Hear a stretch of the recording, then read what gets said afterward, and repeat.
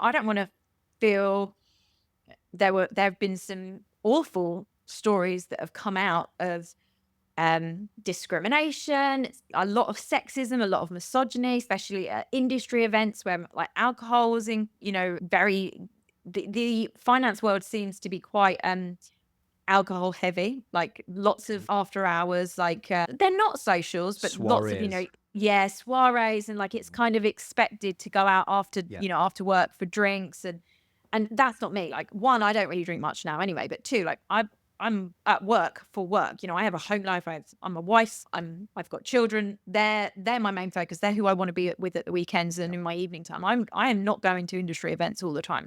That's not what I'm interested in at all. And I thought, well, I don't want to be overlooked or devalued because I'm not prepared to do that.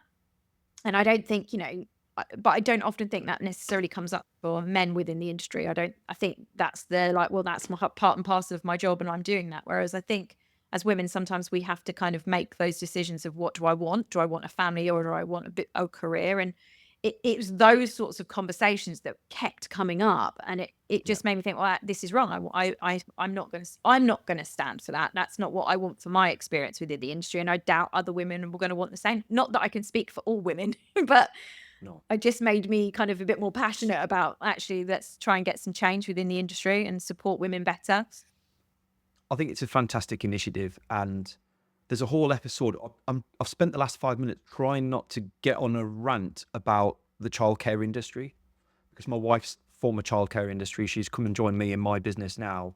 I know I've seen it from the inside, and I've seen what she's had to put up with from the inside, and the restrictions that industry not being sustainable puts on the rest of the country in terms of childcare and not being able to return to work and tax not paid and people living on benefits and there's so many things that come from the back of that. I'm super, it really gets my goat and it really annoys me, because I know my wife's probably more capable than I am, and I would promote her to do, like, I'd love her to have her own business and things. She won't, like, that's her choice and that's her decision, but like there is so much more behind it all that I just think, like, well, if she did want to do it, she wouldn't be able to do it, because she's basically, why would she go to work and have to pay her wage to get the Yeah. children? Oh, I Looked digress. off. Like, I'm No, trying not to get on that high horse, I but s I do. but I think for most families, I think that comes into play a lot, doesn't it? Because it's a conversation that if you're a two-parent household,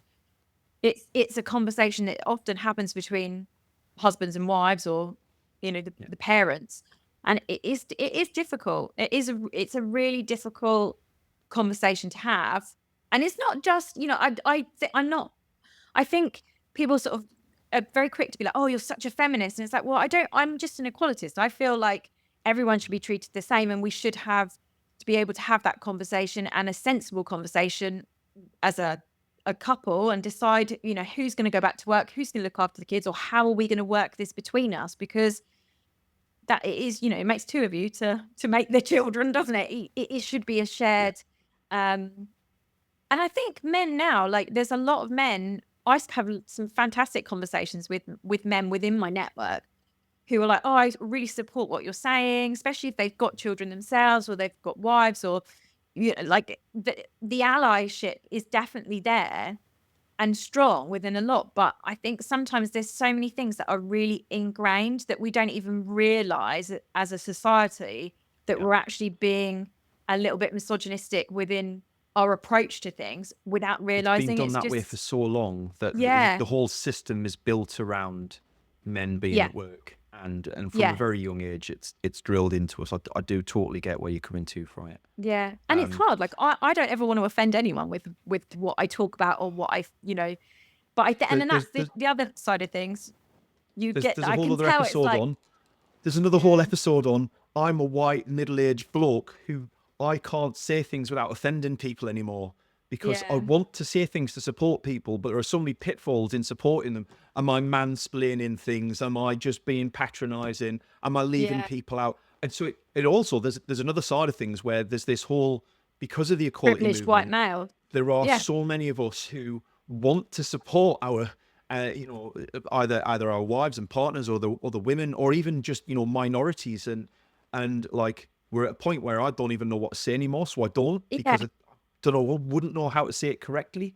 So, Yeah. Well, like, we're all rather learning. than I think risk an the thing argument, is we're all learning, aren't we? And I think yeah, that I think especially when you're in on, places like LinkedIn and you're putting your opinions out there, it's really hard to not fear things like that whole cancel culture. You don't want to say the wrong thing. But I think it's a windy path to navigate. Like I'm very aware that I don't like to be controversial, but sometimes some of the things I say are gonna rile people up. I think I've had it before where the language that I've used, I think I stated some of the facts, but I used it in the way I said it was something like, oh, male, pale, and stale, talking about the finance industry. Now, in my mind, I'm saying that because, there's lots of old fashioned views and it's mainly white old men that are within the industry. Now, to me, I'm like, oh, I'm just, saying the data. But so many people get so offended by that statement. It's like, well, the truth hurts a little bit. I don't feel like I'm being controversial, but obviously a lot of people feel that is, so.